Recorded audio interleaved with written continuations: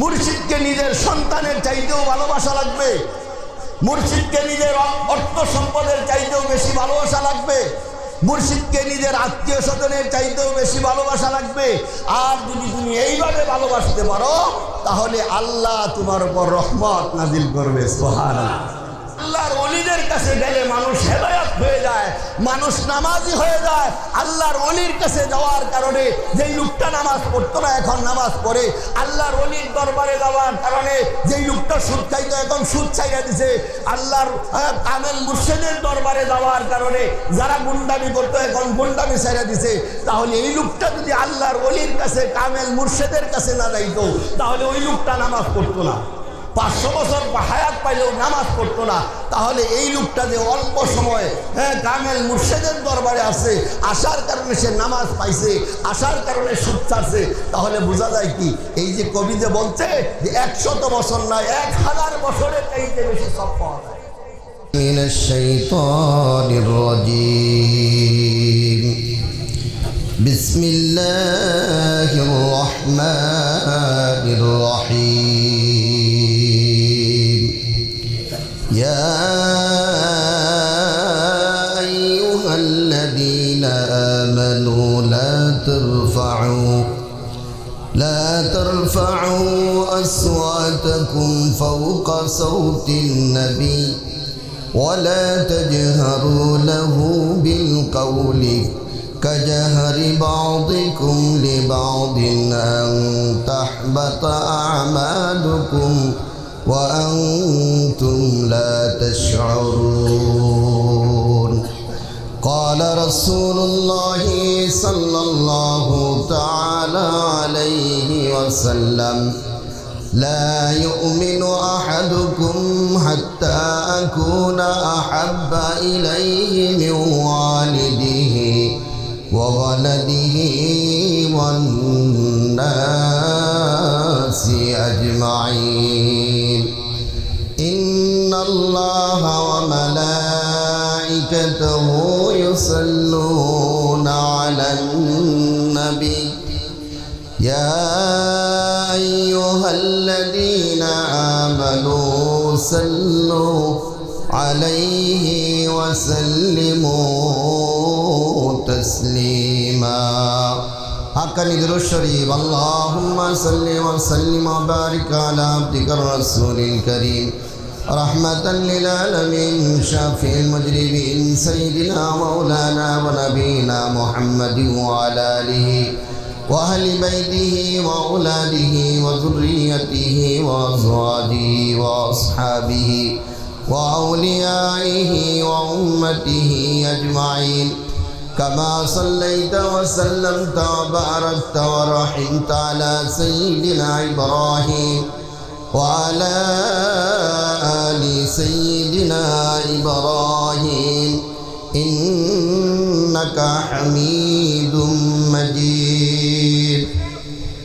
الحمد لله رب العالمين দরবারে অসংখ্য অগণিত শুকর ও সুজুদ যে রব্বুল আলামিন আমাদেরকে অত্যন্ত দয়া করে মায়া করে মহব্বত করে ভালোবেসে পবিত্র সালানা বার্ষিক ওরসিকুল মাহফিলে আমাদেরকে আসার বসার মতো তৌফিক দান করলেন। সেজন্য মহান স্রষ্টা রব্বুল আলামিনের দরবারে মুসলমান হিসাবে ইমানের আওয়াজকে উঁচু করে কালিমাতুশ শুকর আদায় করি, সকলেই বলি আলহামদুলিল্লাহ। ইচ্ছা করলেই আমরা আসতে পারতাম না যদি আল্লাহ পাক আমাদেরকে তৌফিক না দিতেন।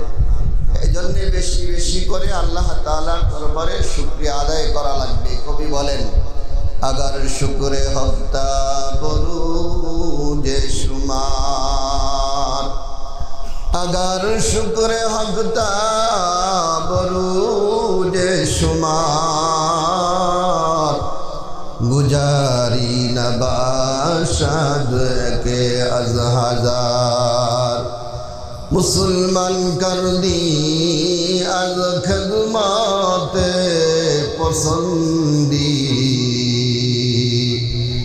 বে তৌফিক সুজুদম সর বুলন্দি। আল্লাহ তাআলার দরবারে শুকরিয়া জ্ঞাপন করলে আল্লাহ পাক নিয়ামত বৃদ্ধি করে দেন। জোরে বলি সুবহানাল্লাহ। হোক, আমার পূর্ববর্তী বক্তারা আজকে অধিকাংশ বয়ানটাই আদবের উপর বয়ান করা হয়েছে। এ ব্যাপারে আমি আল্লাহ তাআলার কালামুল্লাহ থেকে সূরা হুজরাতের 1 নম্বর আয়াত তেলাওয়াত করেছি। এই আয়াতের মাধ্যমে আল্লাহ রাব্বুল আলামিন তার নবীর সাথে, নাইবে নবীর সাথে কেমন ভাষায় কথা বলতে হবে, কোন ভাষায় কথা বলা লাগবে, দরবারের আদবের সাথে কিভাবে চলা লাগবে, এ ব্যাপারে আল্লাহ পাক ইরশাদ করেন। আল্লাহ পাক বলেন, ইয়া আইয়ুহাল্লাযীনা আমানু, হে ঈমানদারগণ।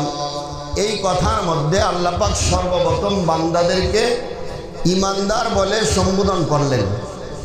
যদি আল্লাহ পাক ইচ্ছা করতেন এই জায়গার মধ্যে বলতে পারতেন, ইয়া আইয়ুহান নাস লা তারফাউ আসওয়াতাকুম, হে লোক সকল, এটাও বলতে পারতেন। আল্লাহ পাক ইচ্ছা করলে একথাও বলতে পারতেন, ইয়া আইয়ুহাল্লাযীনা কাফারু, ইয়া আইয়ুহাল্লাযীনা কাফারু লা তারফাউ আসওয়াতাকুম, অমুসলিমদেরকে, অবিশ্বাসীদেরকেও উল্লেখ করে বলতে পারতেন। কিন্তু এখানে আয়াতের মাধ্যমে আল্লাহ পাক ঈমানদার বলার কারণ কি, কেন ঈমানদার বললেন, ঈমানদার বলে কেন সম্বোধন করলেন? কারণ হলো, কোনো মানুষ যখন আল্লাহর ওলির দরবারে আসে, ওই লোকটা যদি অবিশ্বাসীও থাকে, আল্লাহ পাক ওলির খাতিরে ওই লোকটাকে ঈমানদার বানিয়ে দেয়।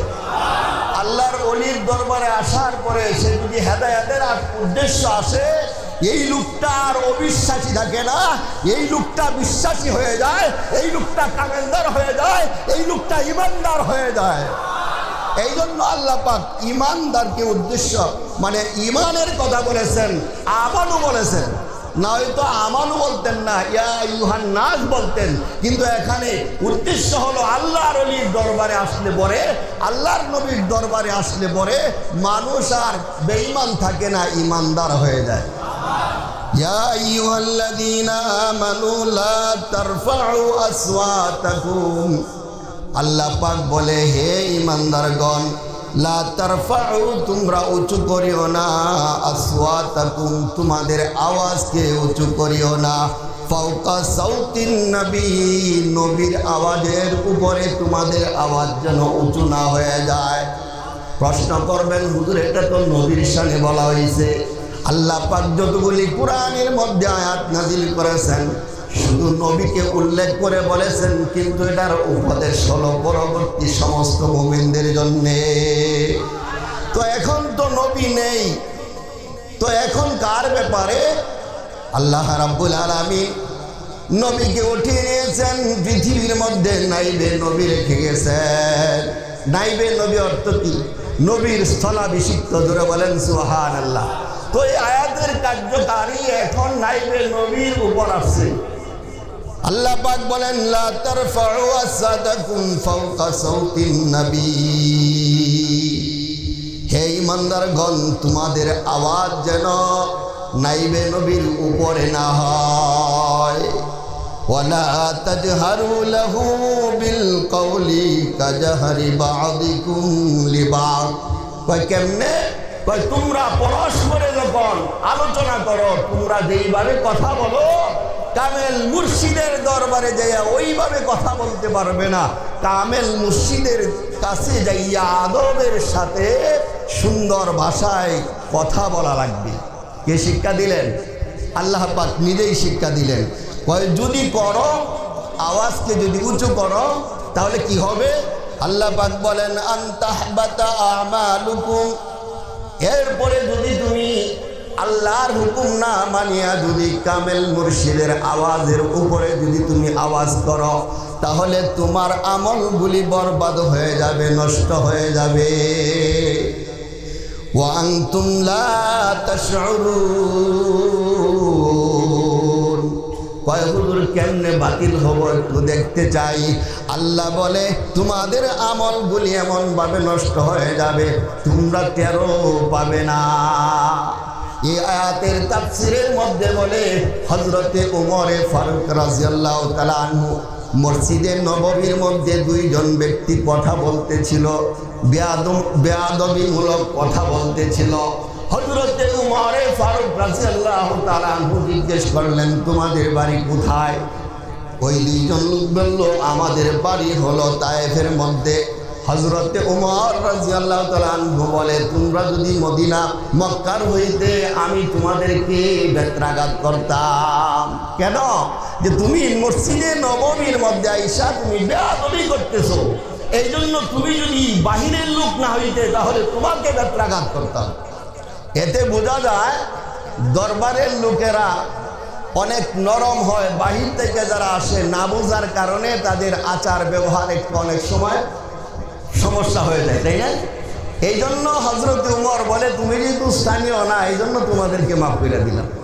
এই তাফসীরের মধ্যে ব্যাখ্যা করে যে এই আয়াতের ব্যাখ্যা হলো যে আল্লাহ নবী রাসূল পাক সাল্লাল্লাহু আলাইহি সাল্লামের রওজা মুবারকের পাশে যাইয়া কোনো বেয়াদবি করা যাবে না। আল্লাহ রাসূল সাল্লাল্লাহু আলাইহি সাল্লামের হুজরা মুবারকের কাছে যাইয়া উচ্চ সুরে কথা বলা যাবে না, আদবের সাথে চলা লাগবে। যেহেতু নবী নাই, এখন নাইবে নবী আছে, সুতরাং নাইবে নবীর হুজরা মুবারকের কাছ দিয়া গেলেও আদবের সাথে যাওয়া লাগবে। জোরে বলেন সুবহানাল্লাহ। এই জন্য দেখবেন যে এখানে একজন দাঁড়ায় থাকে, জুতাগুলি সুন্দরভাবে নেওয়া লাগবে। আপনার জুতার বালু যাতে হুজরা মুবারকের পাশে আশেপাশে যেন না লেগে যায়। যদি আপনার জুতার বালু অধিক সদিক ওই দিকে পড়ে, হুজরা মুবারকের সামনে পড়ে, তাহলে আপনার আমলগুলি বাতিল হয়ে যাবে। এই জন্য খুব সাবধান, খুবই সাবধান, লাভ করতে আইসা যেন লস না হয়ে যায়। এই জন্য কামেল মুর্শিদের সাথে কেমনে কথা বলতে হবে আল্লাহ পাক এই আয়াতের মধ্যে বললেন খুব নরম ভাষায়। তাফসীরের মধ্যে উল্লেখ করে এক ব্যক্তি খুব জোরে জোরে কথা বলতো। এই আয়াত নাজিল হওয়ার পরে এই লোকের আওয়াজ এত ছোট হয়ে গেছে যে একবার দুইবার বললেও শুনতে পারতো না। তাহলে এই আয়াতগুলি নাজিল হলো কেন? আল্লাহর ওলিদের সাথে সুন্দর ব্যবহার করার জন্য। তো আল্লাহ পাক এই আয়াতের দ্বিতীয় নম্বর আয়াতের মধ্যে, সূরা হুজরাতের দ্বিতীয় নম্বর আয়াতের মধ্যে আল্লাহ পাক আরো ইরশাদ করেন কি? এই আয়াতের মধ্যে আল্লাহ পাক বলেন, ইন্নাল্লাযীনা ইয়াগুদ্দুনা আসওয়াতাকুম। প্রত্যেক জিনিসের বিপরীত আছে না নাই? জান্নাতের যেখানে আলোচনা করা হয়েছে সেখানে জাহান্নামের আলোচনা করা হয়েছে। মুমিনের কথা যেখানে আলোচনা করা হয়েছে, বেঈমানের কথা সেখানে আলোচনা করা হয়েছে। লসের কথা যেখানে আলোচনা করা হয়েছে, ফায়দার কথাও সেখানে আলোচনা করা হয়েছে। ওই প্রথম আয়াতের মধ্যে তুমি যদি আল্লাহর ওলিদের সাথে বেয়াদবিমূলক আচরণ করো, শব্দ করো, তোমার আমল বাতিল হয়ে যাবে। আর যদি আদবের সাথে থাকো তাহলে লাভ কি হবে? দ্বিতীয় আয়াতের মধ্যে আল্লাহ পাক তার লাভ বলতেছেন। কি লাভ? ইন্নাল্লাযীনা ইয়াগুদ্দুনা আসওয়াতাকুম ইনদা রাসূলিল্লাহ। ইন্নাল্লাযীনা, নিশ্চয়ই যারা ইয়াগুদ্দুনা আসওয়াতাহুম, তাদের আওয়াজকে কি করে? নিচু করে। কার সামনে? ইনদা রাসূলিল্লাহ, রাসূলের সামনে। এখন যেহেতু রাসূল নাই, নাবী নবীর সামনে, কামেল মুর্শিদের সামনে যদি তার আওয়াজটা কি করে? নিচু করে। উলাইকাল্লাযীনা ইমতাহানা আল্লাহু কুলুবাহুম লিত্তাকওয়া। তাহলে লাভ কি হবে? আল্লাহ তাদের অন্তরকে তাকওয়ার জন্য নিবেদিত করে দিবেন। সুবহানাল্লাহ, বাছাই করে দিবেন। যারা কামেল মুর্শিদের দরবারে আইসা আদবের সাথে চলে, আল্লাহ পাক বলেন তাদের অন্তরটাকে আমি হেদায়েতের জন্য, তাকওয়ার জন্য আমি আল্লাহ তাদের অন্তরকে বাছাই করে নিলাম। আল্লাহ পাক নিজে আপনার অন্তরকে কি করছে? বাছাই করে দিয়েছে, নির্দিষ্ট করে দিয়েছে। কিসের জন্য? আপনার হেদায়েতের জন্যে। এই জন্য খুব আদবের সাথে আদবের দরবার। এরপরে আল্লাহ পাক বলেন লাহুম মাগফিরাতুন ওয়া আজরুন আযীম।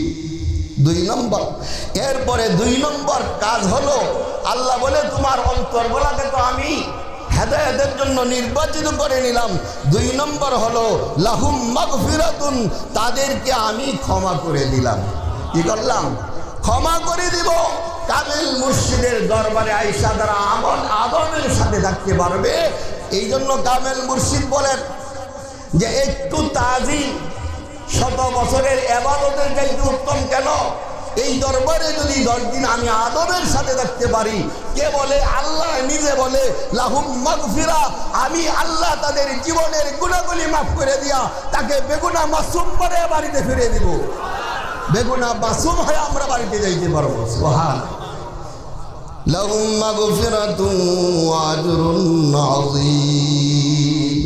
নাম্বার 3 হলো তাদেরকে এমন পুরস্কৃত করব যেটা তারা কল্পনাও করতে পারে না।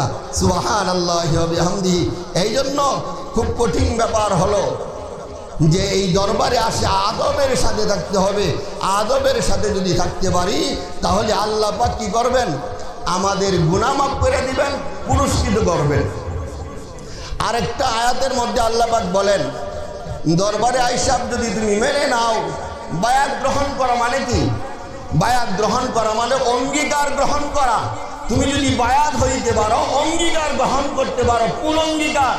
হুজুর কেবলা আমাদেরকে যেই দিক নির্দেশনা দিবেন, এই দিক নির্দেশনা যদি তুমি চলতে পারো, এই পুরস্কৃতের ব্যাপারে আল্লাহ পাক সূরা ফাতার 18 নম্বর আয়াতের মধ্যে আল্লাহ পাক বলেন, লাকাদ রাদিয়াল্লাহু আনিল মুমিনিন إذ يبايعونك تحت الشجرة فعلم ما في قلوبهم فأنزل السكينة عليهم وأثابهم فتحا قريبا।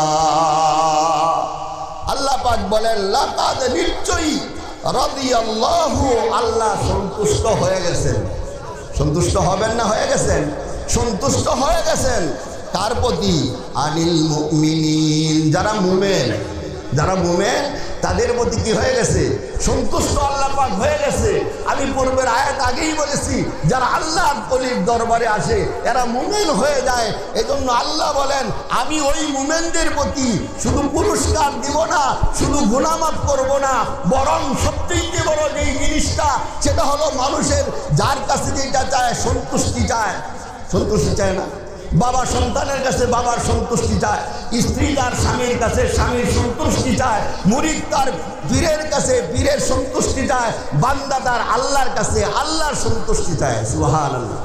আল্লাহ বলে, তুমি তো আমার সন্তুষ্টি চাও, তুমি যদি আল্লাহর ওলির দরবারে যাও, কামেল মুর্শিদকে তুমি যদি গ্রহণ করো, বায়াত যদি গ্রহণ করো, কামেল মুর্শিদ যেই হুকুমগুলি করবে এটা পালন করার মতো যদি তুমি অঙ্গীকার গ্রহণ করতে পারো, আল্লাহ বলে আমি তোমাদের প্রতি সন্তুষ্ট হয়ে গেছি, আমি আল্লাহ তোমার প্রতি সন্তুষ্ট হয়ে গেছি।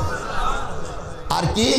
ইযিবায়ুনাকা তাহতাশ শাজারাতি, যখন এটা বায়াতে রিদওয়ানের কথা বলা হয়েছে, তার মানে হলো যেহেতু নাইবে নবী না, এখন নাইবে নবীর দরবারে যারা আইসা বায়াত গ্রহণ করবে, আল্লাহ পাক তাদের প্রতি সন্তুষ্ট হয়ে গেছে।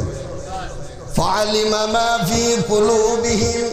নাম্বার 2 হলো, তুমি আল্লাহর ওলির দরবারে কেন এসেছো? দুনিয়ার স্বার্থে না আখিরাতের স্বার্থে, নিজে কিছু পাওয়ার জন্যে না আল্লাহকে পাওয়ার জন্যে? এই বিষয়টা আমার আল্লাহ জানে কি জানে না? আল্লাহ বলে, তুমি পীরের দরবারে যাও। আমাদের দেশে অনেক সময় বলা হয়, অমুক পীরের কাছে যাও, বড় লোক হইতে পারবা, অমুক পীরের কাছে যাও, ছেলে পাইবা, অমুক পীরের কাছে যাও, মেয়ে পাইবা। আল্লাহ বলে, তুমি পীরের দরবারে যাইবা আল্লাহকে পাওয়ার জন্য, তুমি পীরের দরবারে যাইবা সেই আল্লাহকে খুশি করার জন্য। এই নিয়ত যদি তোমার থাকে সেটাও আল্লাহ পাক জানে। আর পীরের দরবারে যদি ছেলের কাছে যাও, ধনী হওয়ার জন্য যাও, অন্য কোনো মাকসুদে যদি তুমি যাতায়াত করো, সেটাও আল্লাহ পাক জানে কি জানে না? আল্লাহু আলিমুম বিযাতিস সুদূর। আল্লাহ বলে, তুমি অন্তরের দ্বারা কি খেয়াল করতেছো এটাও আল্লাহ পাক জানে কি জানে না? আল্লাহ পাক ওটাও জানে। 2 নাম্বার 3 নাম্বার হলো ফানজালাস সাকিনাতু আলাইহিম। আল্লাহ পাক বলে, বান্দা তুমি যদি কামেল ওলি আল্লাহর দরবারে যাইয়া বায়াত গ্রহণ করো, 3 নম্বরে লাভ কি হবে? ফানজালাস সাকিনাতু আলাইহিম, আমি আল্লাহ তোমার উপর রহমত নাজিল করব। কি করব? রহমত নাজিল করব। জামানার মুজাদ্দিদ সুফি মুফতি আজম গাছি রহমাতুল্লাহ আলাইহি এমন একটা মুনাজাত আমাদেরকে শিক্ষা দিলেন, এলাহি রহমত দিয়ে আদা করেন কিয়ামত পর্যন্ত তামাম আলমের উপর। রহমতের কথা সুফি মুফতি আজম গাছি রহমাতুল্লাহ আলাইহি আরো বললেন, আল্লাহ তুমি তো নিয়ামত দিবাই, আরো নিয়ামত বৃদ্ধি করে দাও, আরো নিয়ামত বাড়ায় দাও। জোরে বলেন সুবহানাল্লাহ। তো আল্লাহ বলেন ফানজালাস সাকিনাতা আলাইহিম, তুমি যদি কামেল ওলি আল্লাহর দরবারে যাও, বায়াত গ্রহণ করো, অঙ্গীকার যদি গ্রহণ করো, কিসের অঙ্গীকার? আজান গাছি রহমাতুল্লাহ আলাইহি চারটা দিক নির্দেশনা দিছে। 5 ওয়াক্ত নামাজ পড়া লাগবে বিনা কাজা, ওজিফা বিনা কাজা, হালাল রুজি সাধ্য মতো তাকওয়া অবলম্বন করবা। এই অঙ্গীকার তুমি যদি দিতে পারো, আল্লাহ বলে আমি নিজে তোমার উপর রহমত নাজিল করব। কি করব? রহমত নাজিল করব। তবে 2 নম্বর কথা হলো, এখন কামেল মুর্শিদকে তাজিম করবেন, ভালোবাসতে হবে কতটুকু? আল্লাহর হাবিব বলেন, লা ইউমিনু আহাদুকুম হাত্তা আকুনা আহাব্বা ইলাইহি লিওয়ালিদিহি ওয়া ওয়ালাদিহি ওয়ান নাসি আজমাইন। আল্লাহর নবী বলেন, লা ইউমিনু আহাদুকুম হাত্তা আকুনা আহাব্বা ইলাইহি মিন ওয়ালিদিহি ওয়া ওয়ালাদিহি ওয়ান নাসি আজমাইন। তুমি ততক্ষণ পর্যন্ত প্রকৃত ঈমানদার হতে পারবে না, প্রকৃত মুমিন হতে পারবে না, যতক্ষণ পর্যন্ত তোমার সন্তান সন্ততি, তোমার টাকা পয়সা সবচেয়ে বেশি যদি মুর্শিদকে ভালো না বাসতে পারো, রাসূলকে ভালো না বাসতে পারো, যেহেতু রাসূল নাই, এখন নাইবে নবীকে যদি ভালো না বাসতে পারো, তাহলে তুমি প্রকৃত মুমিন হতে পারবে না। তাহলে এই হাদিসের মাধ্যমে কি বুঝতে পারলাম?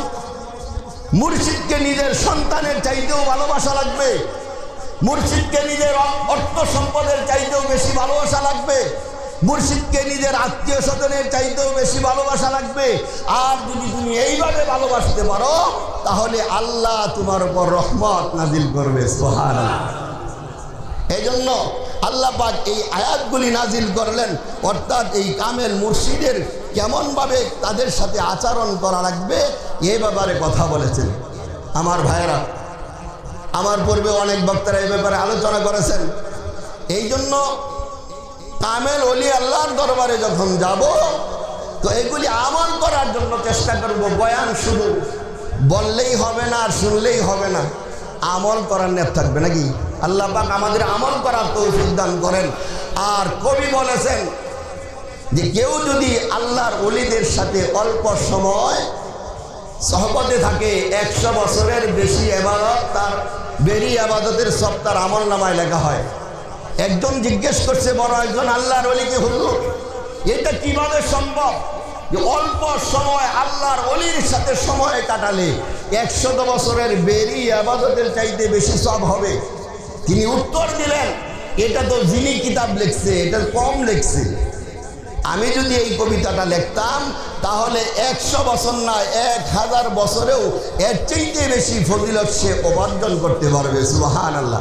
কেন? আল্লাহর ওলিদের কাছে গেলে মানুষ হেদায়েত হয়ে যায়, মানুষ নামাজি হয়ে যায়। আল্লাহর ওলির কাছে যাওয়ার কারণে যেই লোকটা নামাজ পড়তো না এখন নামাজ পড়ে, আল্লাহর ওলির দরবারে যাওয়ার কারণে যেই লোকটা সুদ খাইতো এখন সুদ ছাইড়া দিছে, আল্লাহর কামেল মুর্শিদের দরবারে যাওয়ার কারণে যারা গুন্ডামি করতো এখন গুন্ডামি ছাইড়া দিছে। তাহলে এই লোকটা যদি আল্লাহর ওলির কাছে কামেল মুর্শিদের কাছে না যাইতো, তাহলে ওই লোকটা নামাজ পড়তো না, 500 বছর হায়াত পাইলেও নামাজ পড়তো না। তাহলে এই লোকটা যে অল্প সময় কামেল মুর্শিদের দরবারে আসে, আসার কারণে সে নামাজ পাইছে, আসার কারণে সুদ ছাড়ছে। তাহলে বোঝা যায় কি, এই যে কবি যে বলছে যে 100 বছর না 1000 বছরের চাইতে বেশি সব পাওয়া যায়, তাহলে কথা ঠিক আছে না নাই? হ্যাঁ, এই জন্য কামেল ওলি আল্লাহর দরবারে আসা চায় এবং তাকে তাজিম করা চায়। কামেল ওলি আল্লাহকে নিজের জান, নিজের মাল এবং নিজের সন্তান সন্ততির চাইতে বেশি ভালোবাসা চাই, বেশি ভালোবাসতে হবে।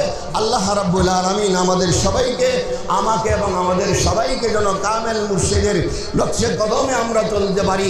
হুজুর কেবলা আমাদেরকে যেইভাবে দিক নির্দেশনা দেয় সেইভাবে যেন চলতে পারি। আল্লাহ পাক আমাদের সবাইকে আমল করার তৌফিক দান করেন। আখিরু দাওয়ানা আলহামদুলিল্লাহি রাব্বিল আলামিন।